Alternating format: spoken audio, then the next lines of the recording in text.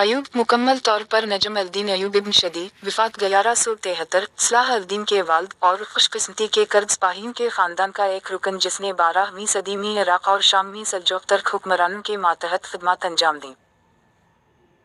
दमिश्क के मक़र करदा गवर्नर अयूब और उसके भाई शरक़ोह ने सलीबियों के ख़िलाफ़ जंग की तैयारी के लिए शाम को मुत्तहद किया। उसने अपना नाम अपने बेटे सलाह अल-दीन के कायम करदा ख़ानदान को अयूबियों के नाम दिया। सलाह अल-दीन अरबी में मुकम्मल सलात अल-दीन यूसुफ इब्न अयूब ईमान की सदाक़त जोसेफ इब्न अयूब, जिसे अलमाल कनसीर अल-सलात अल-दीन यूसुफ अव्वल भी कहा जाता है, पैदाइश 137 मेसोपोटामिया अब इराक़ में, वफ़ात 4 मार्च 1193 दमिश्क अब शाम में, मिस्र, शाम, यमन और फ़िलिस्तीन के मुसलमान सुल्तान अयूबीद ख़ानदान के बानी और मुस्लिम हेरूज़ में सबसे मशहूर। ईसाई सलीबियों के खिलाफ जंगों में उसने यरूशलेम 2 अक्टूबर 1187 पर कब्जे के साथ बड़ी कामयाबी हासिल की, जिससे फ्रेंकों के तकरीबन 9 दहाइयों के कब्जे का खात्मा हुआ। इब्तिदाई ज़िंदगी और फ़ौजी कैरियर। सलाह अल-दीन एक मुमताज़ कर्द ख़ानदान में पैदा हुए थे। उसकी पैदाइश की रात उसके वालिद नजम अल-दीन अयूब ने अपने ख़ानदान को जमा किया और हलब चले गए। वह शुमाली शाम के ताकतवर तुर्क गवर्नर इमाद अल-दीन ज़ंगी इब्न आक़सोनकुर की खिदमत में हाजिर हुए। बालबीक और दमिश्क में परवरिश पाने वाला सलाह अल-दीन बिज़ाहिर एक गैर मुमताज़ नौजवान था, जिसमें अस्करी तरबीत से ज़्यादा मजहबी इल्म का ज़ौक़ था। उसका बाकायदा कैरियर उस वक्त शुरू हुआ जब उसने अपने चचा असद अल-दीन शरकुर के अमले में शमूलियत अख्तियार की, जो अमीर नूर अल-दीन के मातहत एक अहम फ़ौजी कमांडर था, जो ज़ंगी का बेटा और जानशीन था।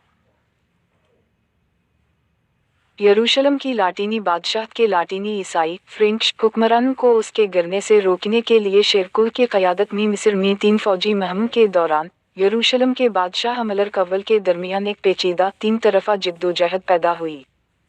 शावर मिस्री फ़ातिमी खलीफा का ताकतवर वज़ीर और शरक़वा की मौत के बाद और शावर के कत्ल का हुक्म देने के बाद सलाह अल-दीन 1169 में 31 साल की उम्र में मिस्र में शामी फ़ौजों का कमांडर और वहम फ़ातिमी खलीफा का वज़ीर मुक़र्रर हुआ। उनके इक़्तिदार में निस्बतन तेज़ी से इजाफ़ा न सिर्फ उसके कर्द ख़ानदान की नस्ली अक़रबा परूरी बल्कि उसकी अपनी उभरती हुई सलाहियतों से भी मंसूब होना चाहिए। मिस्र के वज़ीर के तौर पर इसे बादशाह मुल्क का खिताब मिला, हालांकि वो आमतौर पर सुल्तान के नाम से जाना जाता था। सलाह अल-दीन की पोजीशन में मज़ीद इजाफ़ा हुआ जब 1171 में उसने मिस्र में सुन्नी इस्लाम की वापसी का ऐलान करते हुए कमज़ोर और गैर मकबूल शिया फ़ातिमी खिलाफत को ख़त्म कर दिया। अगरचा वो नज़रियाती तौर पर नूर अल-दीन का एक अहदेदार रहा, लेकिन ये ताल्लुक़ 1174 में शाम के अमीर की मौत के साथ ख़त्म हो गया। मिस्र में अपने ज़री असासों को माली बुनियाद के तौर पर इस्तेमाल करते हुए सलाह अल-दीन जल्द ही एक छोटी लेकिन सख्त नज़्म व ज़ब्त वाली फ़ौज के साथ शाम चला गया, अपने साबिक़ वज़ीर आज़म के जवान बेटे की जानिब से रेजेंसी का दिदवी करना। ताहम जल्द ही उसने उस दिदवे को तर्क कर दिया और 1174 से 1186 तक उसने जोश व खरोश के साथ अपने मुय्यर के तहत शाम, शुमाली मेसोपोटामिया, फ़िलिस्तीन और मिस्र के तमाम मुस्लिम इलाक़ों को मुत्तहद करने का हदफ हासिल किया। ये उसने हुनरमंद सिफारतकारी के ज़रिए हासिल किया जब ज़रूरत पड़ने पर फ़ौजी ताकत के तेज़ और परज़्म इस्तेमाल की हमायत हासिल की। धीरे धीरे उसकी शहरत एक सख़ी और नेक लेकिन साबित कदम हुक्मरान के तौर पर बढ़ती गई जो दिखावे, बेहियाई और जुल्म से आ रही थी। उस तल्ख़ अख्तिलाफ़ और शदीद दुश्मनी के बरक्स जिसने उस वक्त तक मुसलमानों को सलीबियों के ख़िलाफ़ मज़ाहमत में रुकावट डाली थी, सलाह अल-दीन की वाहिद मकसदियत ने उन्हें जिस्मानी और रूहानी तौर पर दोबारा मुस्लिह करने पर आमादा किया। सलाह अल-दीन का हर अमल जहाद या मुक़द्दस जंग के ख़याल से शदीद और अटल लगन से मुतासिर था। मुस्लिम मजहबी इदारों की तरक्की और फैलाव की हौसला अफजाई करना उनकी पॉलिसी का एक लाज़मी हिस्सा था। उसने उनके इल्मा और मुबल्लिगन की खिदमत की, उनके इस्तेमाल के लिए कॉलेज और मसाजिद की बुनियाद रखी और उन्हें इस्लाही काम लिखने का हुक्म दिया, ख़ास तौर पर खुद जहाद पर। अखलाकी तजदीद के ज़रिए, जो कि उसके अपने तर्ज़ ज़िंदगी का एक हकीकी हिस्सा था, उसने अपने दायरे में वही जोश और वलवला पैदा करने की कोशिश की जो मुसलमानों की पहली नस्लों के लिए उस कदर कीमती साबित हुई थी जब 5 सदियों पहले वो आधी मालूम दुनिया फ़तह कर चुके थे। सलाह अल-दीन ने ताकत के फौजी तवाज़ुन को अपने हक में करने में भी कामयाबी हासिल की। नई या बेहतर फौजी तकनीकों को इस्तेमाल करने के बजाय बड़ी तादाद में बेकाबू क़ुव्वतों को मुत्तहद और नज़्म व ज़ब्त के ज़रिए जब बालाखिर 1187 में वो लातीनी सलीबी सुल्तनतों के साथ जिद्दोजहद में अपनी पूरी ताकत झोंकने में कामयाब हुआ तो उसकी फौजी इनके बराबर थीं। 4 जुलाई 1187 को अपनी अस्करी समझदारी की मदद से और अपने दुश्मन की तरफ से उसकी गैर मामूली कमी की वजह से सलाह अल-दीन शुमाली में तबरियस के करीब हिटिन के मकाम पर सलीबियों की एक थकी हुई और प्यासी फौज को एक ही झटके में पेंचकर तबाह कर दिया। फिलिस्तीन उस एक जंग में सलीबियों की सफ़ों में इतना बड़ा नुकसान हुआ कि मुसलमान जल्द ही यरूशलेम की तकरीबन पूरी मुमलकत को ज़ेर करने में कामयाब हो गए। एकड़, तोरोन, बेरूत, सेडोन, नासरत, कैसरिया, नाबिल्स, जाफा, याफो और इस्कालोन अशकलून 3 माह के अंदर गिर गए। लेकिन सलाह अल-दीन का ताजदाराना कारनामा और पूरी सलीबी तहरीक को सबसे ज़्यादा तबाहकुन धचका 2 अक्टूबर 1187 को उस वक्त लगा जब यरूशलेम शहर, जो मुसलमानों और ईसाइयों दोनों का मुक़द्दस है, ने 88 साल बाद फ्रांस के हाथों में सलाह अल-दीन की फ़ौज के हवाले कर दिया। सलाह अल-दीन ने 1099 में यरूशलेम में मुसलमानों के कत्ल-आम का बदला शहर के तमाम ईसाइयों को कत्ल करके लेने का मंसूबा बनाया, लेकिन उसने उन्हें उनकी आज़ादी खरीदने की इजाज़त देने पर रज़ामंदी ज़ाहिर की बशर्ते का ईसाई महफ़्ज़ मुसलमान बाशिंदों को बेदरेग छोड़ दी।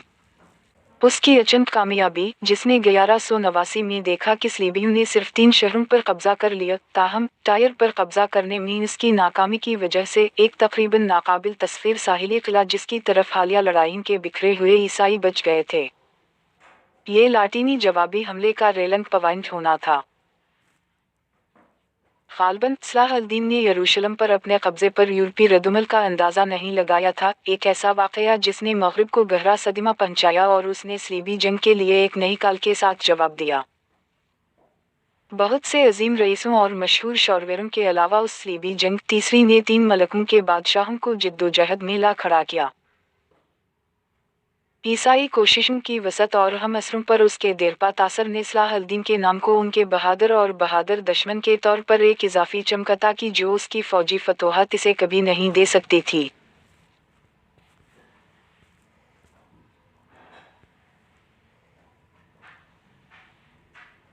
सलीबी जंग बज़ात खुद तवील और थका देने वाली थी, वाज़ होने के बावजूद, अगरचा बाज़ औक़ात रिचर्ड अव्वल शेर दिल की अस्करी ज़हानत पर जोर देती थी।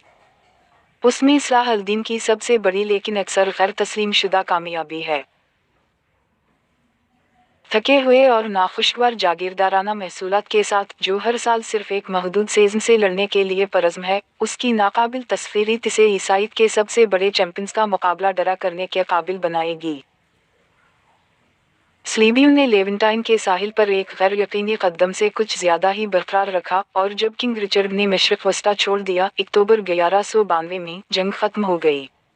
सलाह अल-दीन अपने दाराल की तरफ वापस चला गया। जल्द ही इंतखाबी महम के तवील मौसम और काठी में न ख़त्म होने वाले घंटों ने इसे पकड़ लिया और वो मर गया। जब उसके रिश्तेदार पहले ही सल्तनत के टुकड़ों की तलाश में थे, उसके दोस्तों ने पाया कि मुस्लिम दुनिया के सबसे ताकतवर और सबसे ज़्यादा सख़ी हुक्मरान ने अपनी क़ब्र की अदायगी के लिए इतनी रकम नहीं छोड़ी थी। सलाह अल-दीन का ख़ानदान अयूबीद ख़ानदान के तौर पर मिस्र और हमसाया सरज़मीन पर हुकूमत करता रहा, जो 1250 में ममलूक ख़ानदान के सामने दुम तोड़ गया।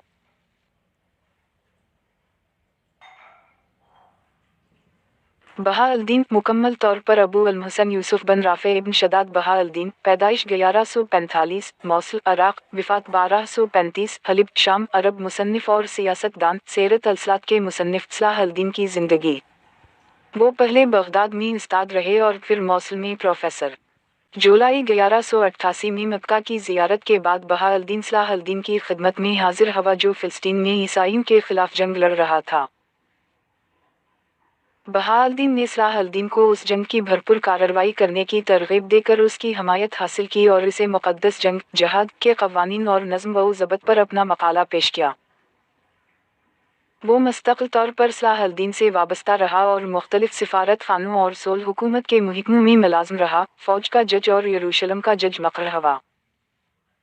صلاح الدین کی موت کے بعد بہاءالدین اپنے بیٹے ملک اظہر کا دوست رہا جس نے اسے حلب کا جج مقرر کیا۔ وہاں اس نے اپنی کچھ دولت کالجوں کی بنیاد میں لگائی۔ جب ملک اظہر کا انتقال ہوا تو اس کا بیٹا ملک العزیز نابالغ تھا اور بہاءالدین کے پاس ریجنسی میں سب سے زیادہ طاقت تھی جو اسے علم کی سرپرستی کے لیے استعمال کرتا تھا۔ وہ ملک العزیز کے دستبردار ہونے کے بعد ریٹائرمنٹ کی زندگی گزار رہے تھے۔ بہاءالدین کا سب سے اہم کام ان کی سوانح عمری صلاح الدین ہے جو سلطان کی زندگی کا بہترین بیان ہے۔ سلطان عربی سلطان اصل میں قرآن کے مطابق اخلاقی یا روحانی اختیار، یہ اصطلاح بعد میں سیاسی یا حکومتی طاقت کو ظاہر کرنے کے لیے آئی اور 11ویں صدی سے مسلم حاکموں نے اسے عنوان کے طور پر استعمال کیا۔ غزنا کا محمود پہلا مسلمان حکمران تھا جسے اس کے ہم عصروں نے سلطان کہا تھا اور اناطولیہ اور ایران کے سلجوقیوں کے تحت یہ باقاعدہ لقب بن گیا تھا۔ اس کے بعد اسے اکثر خلیفہ مسلم کمیونٹی کے ٹائٹلر ہیڈ کی طرف سے خود مختاری سے نوازا گیا اور پوری اسلامی دنیا میں استعمال ہونے لگا۔ تیسری صلیبی جنگ فوجی مہم 1189 سے 92 جسے مغربی یورپی عیسائیوں نے لیونٹ میں صلیبی ریاستوں خاص طور پر یروشلم کی بادشاہی پر دوبارہ قبضہ کرنے کی کوشش میں سوار کیا تھا جو کہ 1187 میں مسلم رہنما صلاح الدین کے ہاتھوں گر گئی تھی۔ حطین کی جنگ میں فتح تیسری صلیبی جنگ کے رہنما انگلستان کے رچرڈ اول، فرانس کے فلپ دوم اور مقدس رومی شہنشاہ فریڈرک اول تھے۔